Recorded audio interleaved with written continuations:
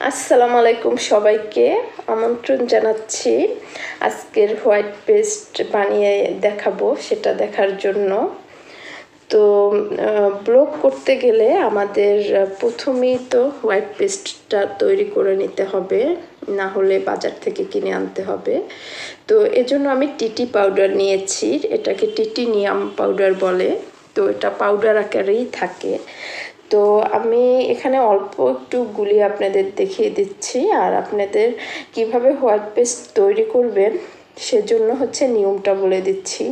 যেমন 1 কেজি যদি টিটিনিয়াম পাউডার, যে পাউডারটা আমি নিয়েছি এটা নেন, তার সাথে আপনারা আধা কেজি দিবেন নর্মাল পানি দিয়ে, রাতে ভিজিয়ে রাখবেন পরের দিন কাজ করার জন্য। তো সারা রাত ধরে ভিজে থাকলে টিটানিয়াম পাউডারটা স্মুথ একটা ব্যাটারের মতো হবে। তারপরে ওটাতে এপিটন দিবেন। তো এপিটন দিবেন হাফ কেজি দিলেই হবে, এবং বাইন্ডার দিবেন 1 পোয়া, এবং এনকে ফিক্সার দিবেন আধা পোয়া। আর অকজেলটা অপশনাল, অকজেলটা আপনারা এটার সাথে আধা পোয়া ইউজ করতে পারেন এবং নাও ইউজ করতে পারেন, কারণ অকজেলটা একটু দামি। তবে এটার অকজেলটা দিলে কাপড়ে একটু গ্লেজি ভাবটা বেশি হয়। তো এটা অপশনাল, অনেকে কিন্তু অকজেলটা ইউজ করে না। তো আমি টিটি পাউডারটা পানি দিয়ে একটু ভিজিয়ে নিলাম, এর মধ্যে আরেকটু দিলাম। এখানে আমার হয়তো 3-4 চামচ হবে টিটি পাউডার নিয়েছি। তো আমি সাথে সাথেই আপনাদের মিক্সচারটা করে দেখাচ্ছি।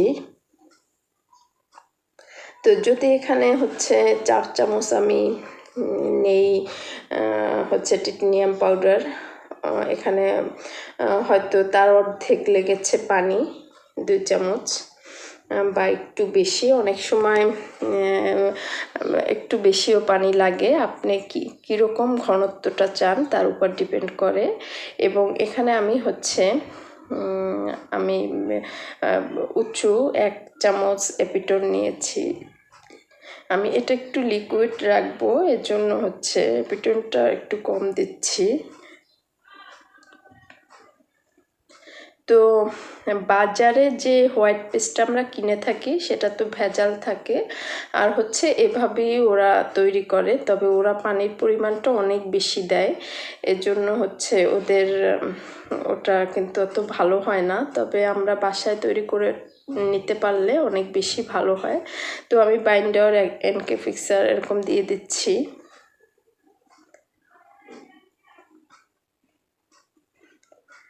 তো অবশ্যই আপনারা প্রথমে পানি দিয়ে সারা রাত ভিজিয়ে নেবেন টিটি পাউডারটা।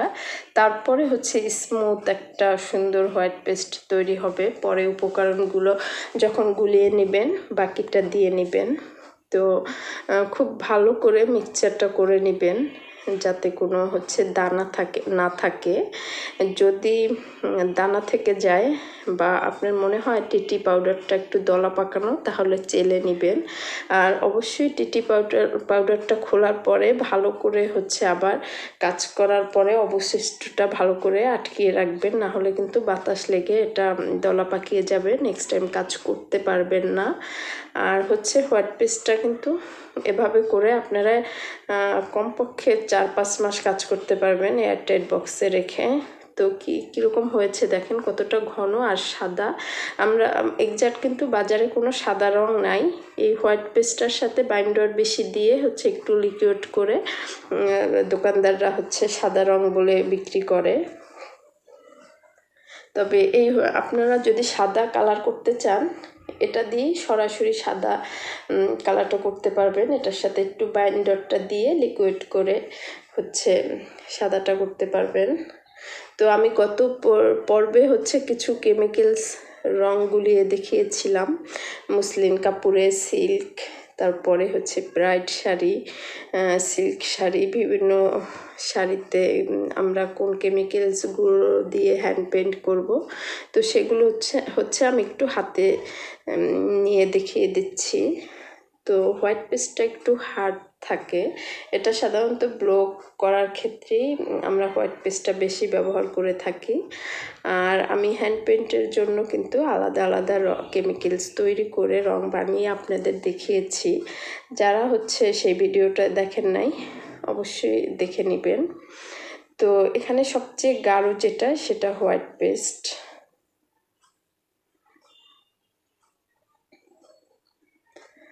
তো এখানে যে আফসানটা গুলিয়েছিলাম, এখানে যদি আফসানের মধ্যে আমি 2-1 ফোঁটা রং দিলে কিন্তু যেই কালারটা চাই সেই কালারটাই এসে পড়বে। রূপালি কালারের আফসান করে আমরা এটা বিভিন্ন কালার অ্যাড করে আমরা কাজ করতে পারবো। দেখেন কতটা গ্লেজি। তো আমার ভিডিওগুলো যদি ভালো লাগে অবশ্যই চ্যানেলটা সাবস্ক্রাইব করবেন এবং কমেন্টস করে জানাবেন যে আপনাদের ভিডিওগুলো কেমন লেগেছে। আর সামনে যে ভিডিওগুলো আসবে অবশ্যই দেখবেন এবং লাইক দিবেন। তো আমি হোয়াইট পেস্টের সাথে একটু রং অ্যাড করে হাতে দিয়ে দেখাচ্ছি এটা কতটা ঘন।